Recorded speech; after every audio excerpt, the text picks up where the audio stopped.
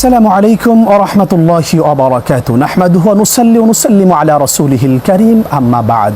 সুপ্রিয় দর্শক শ্রোতা, দেশ কিংবা বিদেশের যে যেখান থেকে দেখছেন আপনাদের প্রিয় চ্যানেল বাংলা টিভি, সবাইকে স্বাগত জানিয়ে শুরু করছে আপনাদের প্রিয় অনুষ্ঠান দারুস সুন্নাহ ইন্টারন্যাশনাল মাদ্রাসা নিবেদিত রমজানের রজনী। এই অনুষ্ঠানে প্রতিদিন আমরা একটি নতুন বিষয় নিয়ে আলোচনা করি। আজ অত্যন্ত গুরুত্বপূর্ণ একটি বিষয় নিয়ে আলোচনা করব, সেটি হচ্ছে দারিদ্র্য বিমোচনে দান সাদেকা। এই বিষয়ে আলোচনা করার জন্য আমাদের বাংলা টিভির স্টুডিওতে দুজন প্রাজ্ঞ আলোচক উপস্থিত হয়েছেন। চলুন তাদের সাথে আপনাদের পরিচয় করিয়ে দিই। আমার ডান পাশে আছেন হজরত মাওলানা ইসমাইল হোসেন, খতিব, গাউসিয়া সুন্নিয়া জামে মসজিদ, গাজীপুর। আসসালামু আলাইকুম ওয়া রাহমাতুল্লাহি ওয়া বারাকাতুহু। ওয়া আলাইকুম সালাম ওয়া রাহমাতুল্লাহি ওয়া বারাকাতুহু। আপনি কেমন আছেন? আলহামদুলিল্লাহ, আপনি কেমন আছেন? আলহামদুলিল্লাহ। আমাদের সাথে আরও আছেন আপনাদের সকলের পরিচিত মুখ, বিশিষ্ট মিডিয়া ব্যক্তিত্ব, তরুণ আলেমে দ্বীন, আন্তর্জাতিক খ্যাতিসম্পন্ন মুফাসসিরে কোরআন হযরত মাওলানা হাফেজ মুফতি জামিল হোসাইন, মুহতামিম মাদ্রাসাতুল কোরআন ও সুন্নাহ, কাফরুল, ঢাকা। আসসালামু আলাইকুম ওয়া রাহমাতুল্লাহি ওয়া বারাকাতুহু। ওয়া আলাইকুম সালাম ওয়া রাহমাতুল্লাহি ওয়া বারাকাতুহু। কেমন আছেন আপনি? জি আলহামদুলিল্লাহ মুহতারাম, আপনি কেমন আছেন? আলহামদুলিল্লাহ আলহামদুলিল্লাহ। সুপ্রিয় দর্শক শ্রোতা, আমরা বিজ্ঞ দুইজন আলোচকের সাথে পরিচিত হয়ে নিলাম। আল্লাহ সুবহানাহু ওয়া তাআলা বলেছেন যে কুনতু খায়রা উম্মাতিন উখরিজাত লিন-নাস তা'মুরুনা বিল মা'রুফ ওয়া তানহাউনা আনিল মুনকার। তোমরা সর্বোত্তম জাতি, তোমরা সৃষ্টির সেরা, এজন্য যে তোমাদেরকে সৃষ্টি করা হয়েছে মানবতার কল্যাণে। সৃষ্টির কল্যাণে আমাদের কাজ হলো সৃষ্টির সেবা করা, সৃষ্টির কল্যাণে কাজ করা। আজকে আমরা কথা শুনবো দারিদ্র্য বিমোচনে দান সদকার ফজিলত। আমি শুরুতে চলে যাব মাওলানা মুফতি জামিল হোসেন আপনার কাছে, যে এই দারিদ্র্য বিমোচনে দান সদকার যেই প্রয়োজন, এটা কতটুকু আমাদের সমাজে রয়েছে? অত্যন্ত গুরুত্বপূর্ণ একটি বিষয় নিয়ে আমরা আজকে কথা বলার জন্য স্টুডিওতে এসেছি। যারা আমাদের সম্মানিত দর্শকবৃন্দ আছেন, প্রত্যেককে বিষয়টি খুব গুরুত্ব সহকারে একটু শোনার আমন্ত্রণ থাকবে। আল্লাহ রাব্বুল আলামিন কোরআনুল কারীমের মধ্যে বলছেন, ওয়া আম্মাস সাইলা ফালা তানহার ওয়া আম্মা বিনিয়ামাতি রাব্বিকা ফাহাদ্দিথ। আল্লাহ রাব্বুল আলামিন আমাদেরকে স্পষ্ট করলেন, যারা সাইল হয়ে যায় তথা গরিব হয়ে যায়, এমন পরিণতিতে যায়, বিভিন্ন স্তর, মিসকিন, এতিম, অসহায়, দুস্থ, এই লেভেলে যারা চলে যায়, মানে যারা সক্ষম নয়, যারা সামর্থ্যবান নয়, এদেরকে তোমরা যারা দুর্বল, জি অর্থনৈতিকভাবে যারা দুর্বল, এদেরকে তোমরা ফিরিয়ে দিও না, তাদের চাহাতকে, তাদের চাওয়াকে তোমরা বঞ্চিত করে দিও না। এমনটি রাসূলুল্লাহ সাল্লাল্লাহু আলাইহি ওয়াসাল্লাম হাদিসের মধ্যেও বলেছেন। আল্লাহ রাব্বুল আলামিন কিয়ামতের দিন এক শ্রেণীর মানুষকে বলবেন যে আমি তোমাদের কাছে চেয়েছিলাম, তোমরা আমাকে দেওনি। তখন বলা হবে, ইয়া আল্লাহ, আপনি আমাদের কাছে চেয়েছেন? আল্লাহ রাব্বুল আলামিন বলবে, হ্যাঁ, আমি একজন দুস্থ মানুষ হিসেবে তোমাদের কাছে গিয়েছিলাম, একজন অসহায় ব্যক্তি হিসেবে গিয়েছিলাম, এতিম হিসেবে গিয়েছিলাম। তো এই মানুষগুলোকে না দেওয়ার অর্থই হলো আল্লাহ তাআলাকে না দেওয়া। এজন্য আমাদের সম্পদের মূল একটি অংশ আল্লাহর রাস্তায় দান করে আল খালকু ইয়ালুল্লাহ, সৃষ্টি আল্লাহর পরিবার, আল্লাহ তাআলার পরিবার। তো আমাদের সম্পদ এটাও আল্লাহ তাআলার, কারণ আমাদের সকল সম্পদ, আমাদের সন্তান, আমাদের জীবন, আমাদের সকল কিছুর মালিক একমাত্র আল্লাহ তাআলা। তো আল্লাহ তাআলার এই সম্পদ থেকেই আল্লাহ রাব্বুল আলামিন আমাদেরকে দান করার জন্য আদেশ করেছেন। যেমনটি কোরআনুল কারীম আল্লাহ রাব্বুল আলামিন বলেছেন, তাআওয়ানু আলাল বিররি ওয়াত তাকওয়া ওয়া লা তাআওয়ানু আলাল ইসমি ওয়াল উদওয়ান। অনুরূপভাবে আল্লাহ তাআলা কোরআনুল কারীমে অন্যত্র দান সৎকার গুরুত্ব বরুপ করতে গিয়ে বললেন যে মান জাআ বিল হাসানা ফালাহু আশরু আমসালিহা ওয়া মান জাআ বিস সাইয়্যিআ ফালা ইউজজা ইল্লা মিথলাহা। যে আমরা এই আমাদের সৎকার একটি অংশ যদি আল্লাহ তাআলার কাছে দেই, আমরা যদি একটি টাকা আল্লাহর রাস্তায় দান করি, একজন এতিম, অসহায়, মিসকিনকে দেই, তাহলে আল্লাহ তাআলা আমাদেরকে একের বিনিময়ে 10 ফেরত দিয়ে দিবেন। সুবহানাল্লাহ, সুবহানাল্লাহ। আমরা কাসাস থেকে জানতে পারি যে রাবিয়া বুসরি রাহিমাহুল্লাহ তিনি একদা এরকম তার খাদেমা সহকারে 3টি রুটি নিয়ে বসেছিলেন খাবারের জন্য। আর একজন ভিক্ষুক এসে, সাইল এসে তিনি চাইলেন যে আমি ক্ষুধার্ত, আমাকে কিছু দেওয়া হোক। তখন রাবিয়া বুসরি তাকে 3টি রুটি দিয়ে দিলেন। খাদেমা একটু রাগ করলেন যে আমরা ক্ষুধার্ত, আপনি আমাদের খাবারটা তাকে দিয়ে দিলেন। তখন রাবিয়া বুসরি রাহিমাহুল্লাহ তিনি বললেন, তুমি অপেক্ষা করো, কারণ আল্লাহ রাব্বুল আলামিন বলেছেন মান জাআ বিল হাসানাতি ফালাহু আশরু আমসালিহা। একটা ভালো কাজের কারণে আল্লাহ তাআলা 10 ব্যাক করবেন। এবং ইতিহাস বলে যে তার কাছে 30টা রুটির কম এসেছে, তিনি সেটা রিসিভ করেন নাই, তিনি বলেছেন এটা আমার নয়, এটা নিয়ে যাও, বরং আমার জন্য 30টাই আল্লাহ তাআলার পক্ষ থেকে বরাদ্দ। আল্লাহু আকবার। কেমন ঈমান এবং আকীদা বিশ্বাস ছিল, কতটুকু বিশ্বাস তাদের ছিল এবং কতটুকু ঈমানের তাকওয়া ছিল যে আমি আল্লাহ তাআলার জন্য দিব। এবং একজন মুমিন হিসাবে আমি যদি বলি, বিশেষ করে এই মাহে রমজানে একজন রোজাদারের তো এরকমই ইয়াকিন আসা দরকার যে আমি একটি দিব, আল্লাহ তাআলা আমাকে অবশ্যই অবশ্যই 10 ফিরিয়ে দিবেন। দান সদকা বলতে আমরা কি বুঝি, এর কোনো প্রকারভেদ আছে কিনা? অবশ্যই দান সদকার প্রকার রয়েছে। একটি হলো সাধারণ দান সদকা, আরেকটি হলো স্থায়ী দান সদকা, যেটাকে আমরা সদকায়ে জারিয়া বলি। মূল দুইটি এই প্রকার। একটি হলো যে আমি দান করলাম, প্রাথমিকভাবে সে উপকৃত হলো, এখানে সমাপ্ত হয়ে গেল। নফল এবং আরেকটা হচ্ছে স্থায়ী। স্থায়ী, এই স্থায়ী নফল এগুলোর ভিতরে কিন্তু যেটা আপনি বলেন যে সাধারণ সাদকা এবং নফল স্থায়ী সাদকা, দুটার ভিতরে কিন্তু আবার ফরজ, ওয়াজিব, সুন্নাহ, নফল রয়েছে। আমরা এই বিষয়ে আসবো, তবে একটু পরে আসছি। হযরত মাওলানা ইসমাইল হোসেন, আপনি যদি বলেন যে কোরআন সুন্নাহ এই দান সদকা সম্পর্কে কি বলা আছে, তার ফজিলত কি রয়েছে? ধন্যবাদ প্রিয় উপস্থাপক। আল্লাহ রাব্বুল আলামিন কোরআনুল কারীমের মধ্যে বলছেন, লান তানালুল বিররা হাত্তা তুনফিকু মিম্মা তুহিব্বুন। আল্লাহ রাব্বুল আলামিন বলছেন যে হে মুমিনগণ, তোমাদের প্রিয় বস্তু তোমরা আল্লাহর রাস্তায় দান করো। যতক্ষণ পর্যন্ত তোমরা প্রিয় বস্তু দান না করবে, ততক্ষণ পর্যন্ত তোমার পরিপূর্ণ নেকি পাবে না, পরিপূর্ণতা তোমরা পাবে না, আল্লাহ রাব্বুল আলামিন ভুল হবে, কবুল হবে না। অতএব এক্ষেত্রে আমরা দেখতে পাচ্ছি যে আল্লাহ রাব্বুল আলামিনের কাছে যদি প্রিয় বস্তুটা আমরা না দেই, তাহলে আল্লাহ রাব্বুল আলামিন আমাদেরটা কবুল করছেন না। আল্লাহ রাব্বুল আলামিন তার রাসূল পাক সাল্লাল্লাহু আলাইহি ওয়াসাল্লামের মাধ্যমে জানিয়ে দিয়েছেন যে আল্লাহ রাব্বুল আলামিন তিনি পবিত্র, আর পবিত্র জিনিসটাই তিনি গ্রহণ করেন, ডান হাতে গ্রহণ করেন। অতএব আমরা যদি সেই দানটাকে আল্লাহ রাব্বুল আলামিনের সন্তুষ্টির জন্য করতে পারি, তাহলে অবশ্যই আল্লাহ রাব্বুল আলামিন আমাদের দানটা কবুল করবেন এবং এখান থেকে হাসানা অনেক আমাদের জন্য বৃদ্ধি পাবে। এই যে আমরা দান করলে তার সওয়াব পাবো, এ সম্পর্কে রাসূল করিম সাল্লাল্লাহু আলাইহি ওয়াসাল্লাম হাদিসে কি বলেছেন বা এমন কোনো ঘটনা আছে কি? আল্লাহ রাসূল সাল্লাল্লাহু আলাইহি ওয়াসাল্লাম অসংখ্য হাদিসের মধ্যে এসেছে যে দান করলে অনেক বৃদ্ধি পাওয়া যায়। যেমন একটি হাদিসের মধ্যে এসেছে, আল্লাহ রাসূল সাল্লাল্লাহু আলাইহি ওয়াসাল্লাম বলছেন যে কুল্লু আমালে ইবনে আদম, প্রত্যেকটা আদম সন্তানের যে আমল, এই আমলটা ইউদাফুল হাসানাতি বিআশরি আমসালিহা। আল্লাহ রাব্বুল আলামিন তার হাবিবের মাধ্যমে জানিয়ে দিয়েছেন যে বান্দা যদি 10 টাকা দান করে, তাহলে তাকে 700 গুণ পর্যন্ত বৃদ্ধি করে দেওয়া হবে। সুবহানাল্লাহ। এই ক্ষেত্রে আমরা দেখতে পাচ্ছি যে অবশ্যই আল্লাহ রাব্বুল আলামিন আমাদেরকে একটি পুরস্কার দিচ্ছেন, ঘোষণা করতেছেন। সাহাবীদের জীবনে বা তাবি বা আউলিয়া কেরামের জীবনে দানের কোন ঘটনা আমরা আমাদের শিক্ষণীয় আছে কিনা? দানের ক্ষেত্রে আমরা দেখি যে আমাদের রাসূল করিম সাল্লাল্লাহু আলাইহি ওয়াসাল্লামের প্রিয় সাহাবী হযরত আবু বকর সিদ্দিক রাদিয়াল্লাহু তাআলা আনহু, যখন তাবুকের যুদ্ধ শুরু হয়েছিল, রাসূল করিম সাল্লাল্লাহু আলাইহি ওয়াসাল্লাম বললেন যে তাবুকের যুদ্ধে যেতে হবে, প্রস্তুত গ্রহণ করতে হবে, অর্থের প্রয়োজন। তখন হযরত আবু বকর সিদ্দিক রাদিয়াল্লাহু তাআলা আনহু তিনি ডানে বামে সামনে পিছনে না তাকিয়ে, তার নিজের কথা চিন্তা ভাবনা না করে, সন্তানের কথা চিন্তা ভাবনা না করে, তার ঘরের মধ্যে যা ছিল সবটুকু নিয়ে আল্লাহ রাসূলের কাছে হাজির হয়ে গিয়েছেন। আল্লাহ রাসূলের কাছে দেওয়ার পরে আল্লাহ রাসূল সাল্লাল্লাহু আলাইহি ওয়াসাল্লাম দেখলেন যে তার ঘরে যা ছিল সবই নিয়ে আসছে। তখন আল্লাহ রাসূল সাল্লাল্লাহু আলাইহি ওয়াসাল্লাম জিজ্ঞেস করলেন, আবু বকর, তুমি কি সবই নিয়ে আসছো? তাহলে ঘরের মধ্যে কি রেখে এসছো? আল্লাহ রাসূল সাল্লাল্লাহু আলাইহি ওয়াসাল্লামের কথা শুনে আবু বকর সিদ্দিক রাদিয়াল্লাহু তাআলা আনহু বললেন যে ইয়া রাসূলুল্লাহ, হাবিবাল্লাহ, আমি আমার ঘরের মধ্যে আল্লাহ এবং আল্লাহ রাসূলকে রেখে এসেছি।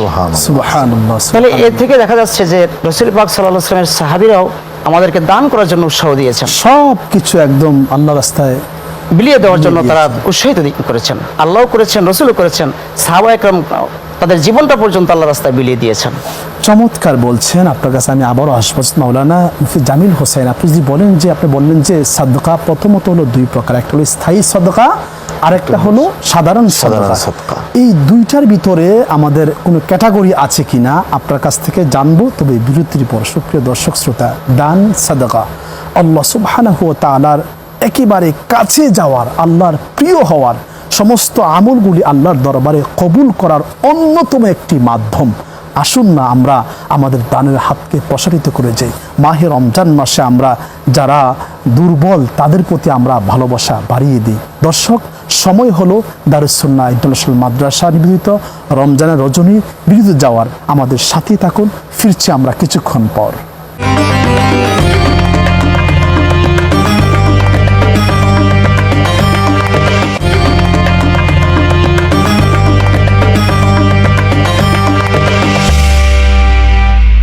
আলহামদুলিল্লাহ, সুপ্রিয় দর্শক শ্রোতা, বিরতির পর ফিরে আসলাম আপনাদের প্রিয় অনুষ্ঠান দারুস সুন্নাহ ইন্টারন্যাশনাল মাদ্রাসা নিবেদিত রমজানের রজনীতে।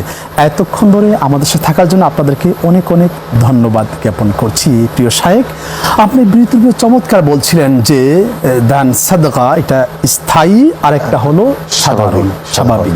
তো এই দুইটার ভিতরে কোনো ক্লাসিফিকেশন ক্যাটাগরি আছে কিনা? অবশ্যই আছে। যেমন স্থায়ী দান সৎকার মধ্যে আমরা যদি প্রথমে যাই তাহলে আমাদের জাকাত, জি, এটা বাৎসরিক একটি স্থায়ী আমাদের দিতেই হবে। আমাদের বাচ্চাদের জন্য ঈদুল ফিতরের নামাজের আগে আমরা ফিতরার যেটা দিয়ে যাই, এটা আল্লাহ প্রদত্ত একটা স্থায়ী বিষয় এবং এটা আবশ্যক। অনুরূপভাবে আমরা যখন মান্নত করে ফেলি তখন ওটার ফিদিয়ে দেওয়া, এটা একটা দানের ওয়াজিব অঙ্কের মধ্যে পড়ে, এটা একটা ওয়াজিব দান। আপনার কাছে যে বিষয়টা আমরা জানতে সেটা হলো যে আমরা জানি যে ফরজ আছে, ওয়াজিব আছে, বা আমাদের সুন্নাহ আছে, এরপরে আমাদের নফল আছে।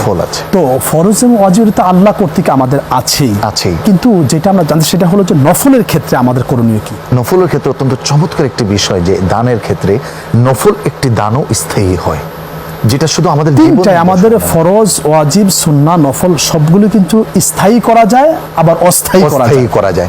বিশেষ করে যেমন আমরা নফল যেটাকে ঐচ্ছিক মনে করি, এমন একটি দান হলো রাসূলুল্লাহ সাল্লাল্লাহু আলাইহি ওয়াসাল্লাম বলছেন ইযা মাতাল ইনসান ইনকাতাহা আনহু আমালা ইল্লা মিন সালাসা ইল্লা মিন সাদকাতিন জারিয়া আও ইলমিন ইয়ানতাফিউ বিহি আও ওয়ালাদুন সালিহ। এই যে সাদকাতিন জারিয়া, এটা একটি নফল দান। আমি এমন কিছু করে গেলাম যেটা আমার কবর পর্যন্ত চলমান, সুবহানাল্লাহ। আমি কবরে চলে গেলাম কিন্তু এটার সওয়াব আমি স্থায়ী পাচ্ছি, আর এর মাধ্যমেই দরিদ্র বিমোচন করা অনেকটা সম্ভব। আমি একজন এতিম বালক, আমি একজন মিসকিন মানুষ, একজন অসহায় মানুষের পাশে দাঁড়িয়ে আমি যদি তার জন্য একটি স্থায়ী কল করে দিলাম, যে এলাকায় পানির সমস্যা, একটি স্থায়ী নলকূপ তৈরি করে দিলাম, রাস্তা তৈরি করে দিলাম, মসজিদ বানিয়ে দিলাম, মাদ্রাসা বানিয়ে দিলাম, এভাবে করে মানে আমার এই সদকাটা, আমার এই দানটা নফল। পথশিষ্য এতিমকে আমি আলেম বানিয়ে দিলাম। এই যে আল্লাহ কিতাব লিখে গেলাম। অনুরূপভাবে আমি পাঠের জন্য কিছু কিতাব ক্রয় করে দিয়ে গেলাম, এভাবে করে আমি গাছ লাগিয়ে গেলাম। মানে মানুষের এই আমার দান থেকেই এমন একটা নফল দান যেটা সদকায়ে জারিয়া। এই জন্য রাসূলুল্লাহ সাল্লাল্লাহু আলাইহি ওয়াসাল্লাম বলে যে বানি আদম বলে ইয়াকুলু ইবনু আদম মালি মালি ওয়া হাল্লাকা মিন মালি ইল্লা মা আকালতা ফা আফনাইতা আও লাবিসতা ফা আবলাইতা আও তাসাদদাকতা ফা আমদাইতা। রাসূলুল্লাহ সাল্লাল্লাহু আলাইহি ওয়াসাল্লাম বললেন, শোনো, কোনো সম্পদ তোমাদের নয়, তোমরা যা খেতে পারো এটা তোমাদের, যা তোমরা পড়তে পারো এটা তোমাদের, আর তোমরা যা দান করে যেতে পারো, এই যে নফল একটি দান আমি দিয়ে গেলাম, কিন্তু এটা আমার অবশিষ্ট থাকলো হাত্তাল কিয়ামা, আমার কবর পর্যন্ত, কিয়ামতে উঠা পর্যন্ত আমার সাথে থাকবে। এই জন্য দরিদ্র বিমোচনে আমাদের যে আজকের যে সাবজেক্ট, দরিদ্র বিমোচনে দানের গুরুত্বটা এত বেশি যে আপনি যদি আপনার পড়শিকে একটু খেয়াল করেন তাহলে আপনার পাশের একজন বিপদগ্রস্ত মানুষ, না খাওয়া মানুষ, চির এতিম মানুষ, সে একটু দাঁড়িয়ে যেতে পারে। আমরা বিশেষ করে লাঠি একের বোঝা, 10-এর লাঠি, অত্যন্ত চমৎকার বললেন যে 10-এর লাঠি একের বোঝা। একের জন্য যেটা কঠিন আমরা যদি 10 জনে মিলে সেটা করি, সেটা আমাদের জন্য সহজ। এই ক্ষেত্রে আমরা সুন্দর সংগঠন ভিত্তিক করতে পারি, যেমনটি আমরা আমাদের দেশেও দেখেছি, বিভিন্ন বৈশ্বিকভাবেও দেখেছি। করোনা মহামারীতে যখন বিপদগ্রস্ত অনুন্নত কান্ট্রিগুলো পড়ে গেছে, বিভিন্ন সংগঠন, বিভিন্ন প্রতিষ্ঠান এগিয়ে আসছে। চমৎকার বলছেন মাওলানা ইসমাইল হোসেন, যদি আপনি বলেন এই যে আমরা মানুষকে সহযোগিতা করি, এই ক্ষেত্রে আমরা আমাদের আত্মীয় স্বজনকে আগে করব নাকি অন্য দূরের মানুষদেরকে আগে করব? ধন্যবাদ প্রিয় উপস্থাপক। আমরা আসলে যারা দান করি, দান করতে যারা আমরা ভালোবাসি এবং অভ্যস্ত, তারা অবশ্যই আমাদের নিকটাত্মীয় যারা রয়েছে তাদেরকে অবশ্যই আগে দান করতে হবে, তারপরে আমাদের পাশে যারা রয়েছে তাদেরকে দান করতে হবে। আল্লাহ রাসূল সাল্লাল্লাহু আলাইহি ওয়াসাল্লাম হাদিস থেকে আমরা দেখতে পাই, যে ব্যক্তি দান করে, আল্লাহ রাসূল সাল্লাল্লাহু আলাইহি ওয়াসাল্লাম বলেন যে প্রতিদিন সকালে আল্লাহ পাকের পক্ষ থেকে ফেরেশতা নাজিল হয় এবং সকালে দরজায় দাঁড়িয়ে যায়। যে ব্যক্তি দান করে ওই ব্যক্তির জন্য আল্লাহ পাকের ফেরেশতারা তার জন্য দোয়া করে থাকে, মাগফিরাত কামনা করে থাকে এবং বলে, হে আল্লাহ, যে ব্যক্তি দান করেছেন তার দানকে তুমি কবুল করো এবং প্রতিদান বাড়িয়ে দাও, আর যে ব্যক্তি দান করেনি, কৃপণ, তাকে তুমি সর্বনাশ করে দাও। অর্থাৎ দানের ক্ষেত্রে আমাদের আশেপাশে যারা রয়েছে, আমাদের আত্মীয় স্বজন যারা রয়েছে, তারাই পাওনাদার আগে বেশি। এই জন্য তাদেরকে করতে হবে ইনশাআল্লাহ। তারপরে আমাদের পরবর্তী যারা রয়েছে, দানটা আমরা অনেক সময় করি মানুষকে দেখানোর জন্য, কিন্তু দানটা কেমন হওয়া উচিত? দানটা আসলে একমাত্র আল্লাহ পাকের সন্তুষ্টির জন্যই হওয়া উচিত, সেটা গোপনে হোক এবং প্রকাশ্যে হোক। কারণ আল্লাহ রাব্বুল আলামিন অন্তরের খবর রাখেন এবং সে জানেন যে বান্দা যে দান করতেছে এটা কি আমার সন্তুষ্টির জন্যই করতেছে নাকি মানুষকে দেখানোর জন্য করতেছে। আমরা যখন দান করি দেখা যায় অনেক সময় আমরা মানুষকে যত সামান্য একটু দিলাম, তো দানটা তো মূলত দারিদ্র্য বিমোচন করার জন্য দেওয়া হয়, যাতে সমাজে অভাবগ্রস্ত মানুষ না থাকে, ওই ক্ষেত্রে আমরা কিভাবে দিলে পরে আমাদের দানটা প্রপার ইউটিলাইজ হবে? আপনাকে ধন্যবাদ। কারণ আমাদের দেশে একটা প্রচলন শুরু হয়ে গেছে যে আমরা যখন দান করি তখন কিঞ্চিত পরিমাণ দান করি, কাউকে স্বাবলম্বী করার জন্য আমরা দান করি না। জি। কিন্তু আমাদের বাংলাদেশে যদি এভাবে একটা সিস্টেম হতো যে একজন মানুষকে আমরা এবছর স্বাবলম্বী করব, আগামী বছর সে ব্যক্তির জাকাত দিতে পারবে। জি। কিন্তু এটাকে আমরা না করে আমরা কিঞ্চিত পরিমাণ দিয়ে তাদেরকে সান্ত্বনামূলক দিচ্ছি, সান্ত্বনা পুরস্কার দিচ্ছি যে তুমি এটা নিয়ে শান্ত থাকো, তুমি গরিব আছো, তুমি সারা বছর গরিব থাকবা, তোমাকে আর বড় হতে দেওয়া হবে না। এই জন্যই আমরা মনে হয় হয়তো এটা দান করে থাকি অল্প আকারে। আর যদি আমাদের সিস্টেমটা এমন হতো যে না, এবছর আমরা 5 জনকে বাছাই করে যাচাই করে তাকে স্বাবলম্বী করব, আগামী বছর সে জাকাত দিবে, এরকম সে যদি নিজেই হয়ে দান যায়, করবে। সে নিজেই দান শুধু করবে। জাকাত না, সে নিজেও দান করবে, তাহলে অবশ্যই আমাদের বাংলাদেশ দারিদ্র বিমোচন হয়ে যেত, দারিদ্র থাকতো না। আপনি একটু বলবেন যে এই যে ফরজ দান, ওয়াজিব দান, বা আমরা যেটাকে জাকাত বলি অথবা মান্নত বলে থাকি, তো এইগুলির পাশাপাশি আমরা যে নফল যে দানটা, আল্লাহর নৈকট্য লাভের জন্য কোন দানটা সবচেয়ে বেশি প্রয়োজনীয়? অত্যন্ত চমৎকার। আল্লাহ রব্বুল আলামিন এর হাবিব মুহাম্মদ সাল্লাল্লাহু আলাইহি ওয়াসাল্লাম একটি হাদিস বলেছেন, আমাদের প্রত্যেকের জন্য এটা মাথায় রাখা দরকার যে আরশের নিচে ছায়াদানকারী 7 শ্রেণীর মানুষ।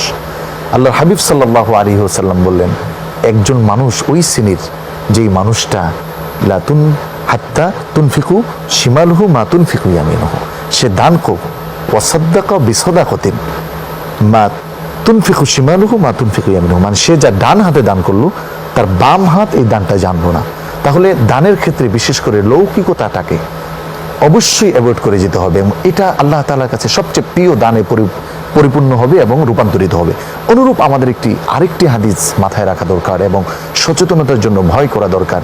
কিয়ামতের দিন আল্লাহ তাআলা 3 ব্যক্তিকে ডাকবেন যে তুমি এলেম দিয়েছো, তোমাকে মানুষ আলেম বলবে, যাও তোমার কাজ তুমি সম্পূর্ণ করেছো, আজকে তুমি নিপাত চলে যাক।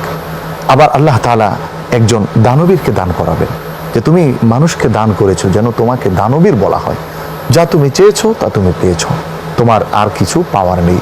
অনুরূপ একজন আল্লাহ রব্বুল আলামিন শহীদকে বলবেন সে তুমি শহীদ, এই নাম পাওয়ার জন্য আল্লাহর রাস্তায় তুমি গিয়েছো বা তোমার জীবনকে উৎসর্গ করেছো, যা তুমি চেয়েছো তা তুমি পেয়েছো। তাহলে আমরা 3টি বিষয় সতর্ক পেলাম।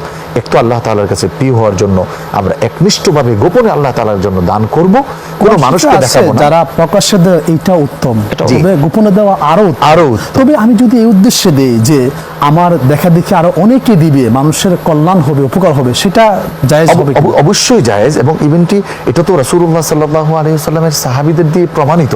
রাসূলুল্লাহ সাল্লাল্লাহু আলাইহি ওয়াসাল্লাম একদা বললেন, এই আমি যুদ্ধের প্রান্তরে যাব। তাহলে এমনটা বলা যাবে না শুধু গোপনে দিতে হবে, এমনটা বলাটা বিদআত। জি জি, অবশ্যই শুধু প্রকাশ্যে দিতে হবে এমনটা বলাটা বিদআত। আমরা উভয়টাকে সমন্বয় করব। আমার পরিস্থিতি, আমার মন আগে, আমার আকীদা ঠিক রাখতে হবে, বিশ্বাস ঠিক রাখতে হবে। আমালু বিন্নিয়াত, আমার নিয়তকে পরিপূর্ণ করে আমি গোপনেও দিব, প্রকাশ্য দিব। তবে হ্যাঁ, আমার দৃষ্টিতে এমন কিছু থাকা চাই যেটা আমি একমাত্র আল্লাহ তাআলার জন্য। আছে তো যে তোমার এমন কি কাজ করেছো যেটা তোমার আল্লাহ আর তুমি জানো, এটা পৃথিবীর আর কেউ জানে না। আমার এরকম কিছু আমলও চাই, এজন্য আমি প্রকাশ্যে যেমন করব, আমার কিছু অংশ আমি গোপনেও দিব। যারা অনেকে টাকার মায়া, অর্থের মায়া বড় কঠিন, আল্লাহ বলছেন সম্পদ আর সন্তান এই দুইটার ব্যাপারে আমরা খুব কৃপণ। সম্পদ আমরা ছাড়তে চাই না, এটার মায়া খুব বেশি। মৃত্যুসজ্জা অবস্থায় আমরা দেখি সম্পদ লাগবে, যদি বলি যে একটা বাড়ি কিনতে হবে, খুব ভালো টাকা আছে, তাতে নিয়ে আসা, আমার দরকার এটা, মানে আমার এতটুকু আমাদের মানে সম্পদ অর্থটা আমাদের খুব প্রিয়। যারা আমরা কৃপণ, দান করতে চাই না, তাদের ব্যাপারে কি বলা আছে, তাদের পরিণাম কি হবে? আল্লাহ রাব্বুল আলামিন স্পষ্ট করেছেন, ইন্নাল্লাহা লা ইউহিব্বু কুল্লা মুখতারিন ফাখুর। যারা এই লেভেলের হয়ে যায়, বখিল হয়ে যায়, আল্লাহ তাআলা কিয়ামতের দিন তাদের দিকে তাকাবেন না। রাসূল বলেছেন, লা ইউকাল্লিমুহুমুল্লাহ ওয়া লা ইয়ানজুরু ইলাইহিম। 1 নম্বরে আল মান্নান, যারা এই কৃপণতা করবে এবং যারা তাদের সম্পদকে ধরে রাখার জন্য পাগল হয়ে যায়। কোরআনুল কারীম তাদের জন্য এমনটা হুঁশিয়ার দিয়েছেন, তোমরা কি দুনিয়া নিয়ে ব্যস্ত হয়ে যাচ্ছ? আলহাকুমুত তাকাসুর হাত্তা জুরতুমুল মাকাবির। তোমরা যার জন্য এত ব্যস্ত হচ্ছ, জেনে রাখো তার শেষ প্রাণপন্ত হলো তুমি যখন কবরে চলে যাবা। আর রাসূল তো বলেছেন আসলে মানুষের চাহাত হলো এমন, যদি একটি উহুদ পাহাড় তাকে স্বর্ণ করে দেওয়া হয় তাহলে আবারও চায় তার যেন আরেকটি উহুদ পাহাড় হয়। হ্যাঁ, রাসূল আরেকটি কথাও বলেছেন যে দুই ব্যক্তির ব্যতীত হাসাদ করা যায় না, লা হাসাদা ইল্লা ফি ইসনাইন।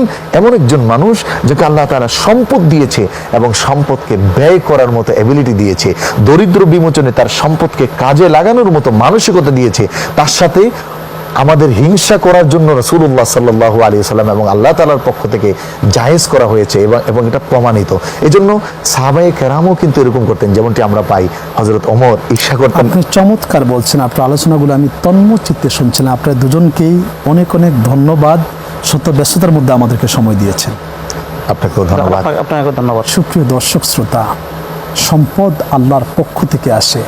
রাসূল করিম সাল্লাল্লাহু আলাইহি ওয়াসাল্লাম বলেছেন, ইন্না সাদাকাতা লিতাতফু গাদাবার রাব্বি ওয়া তাদফু মিদাতিস সু।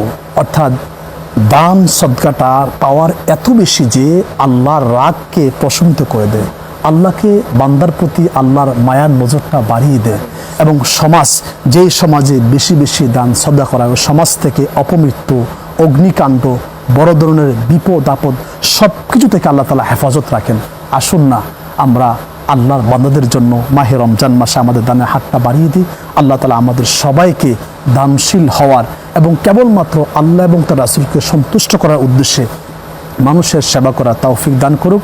সুপ্রিয় দর্শক শ্রোতা, আপনারা দেখছেন আপনাদের প্রিয় অনুষ্ঠান দারুস সুন্নাহ ইন্টারন্যাশনাল মাদ্রাসা নিবেদিত রমজানের রজনী। আগামী পর্ব দেখার আমন্ত্রণ জানিয়ে আজ এখানেই বিদায় নিচ্ছি। আল্লাহ হাফেজ।